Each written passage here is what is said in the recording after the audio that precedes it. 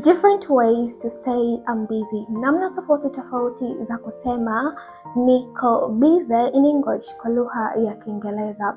Watu wengi sana wanapenda kutumia neno I'm busy kila wakati wanapokuwa wanataka kumwambia mtu kwamba wako na shughuli nyingi. But did you know that kwenye lugha ya Kiingereza kuna namna nyingi sana ambazo unaweza kuzitumia kutamka kitu kile I'm busy lakini kwa namna tofauti. So today let's learn natural and professional ways on how you can say the same thing in English. Tujifunze namna mbalimbali ambazo zitakufanya uzungumze kama mtaalamu kwa lugha ya Kiingereza. Karibu sana, naitwa Neema, karibu Bonga English TZ.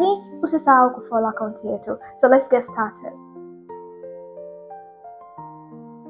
So neno la kwanza, badala kusema I'm busy, unaweza kusema I have got a lot on my plate. I've got a lot on my plate, maana yake nina mambo mengi ya kufanya kwa sasa. Ni neno lile, badala kusema I'm busy, unaweza tukasema I have got a lot on my plate. Kwa mfano mimi nakwambia, hey, sorry, I can't talk right now. I've got a lot on my plate. Nina mambo mengi ya kufanya kwa sasa hivi. But I've got a lot on my plate right now. Neno jingine unaweza kusema I'm tied up right now.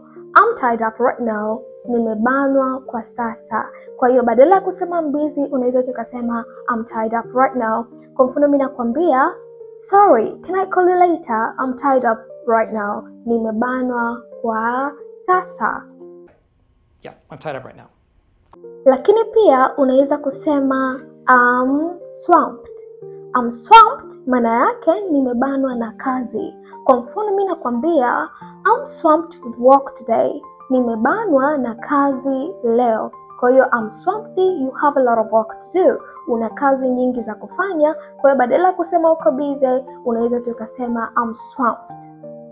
I'm swamped. I'm swamped. Neno jingine unaweza kusema I'm snowed under.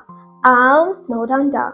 I'm snowed under manake ni umezidiwa na kazi nyingi sana. Uko overwhelmed with too much work to do.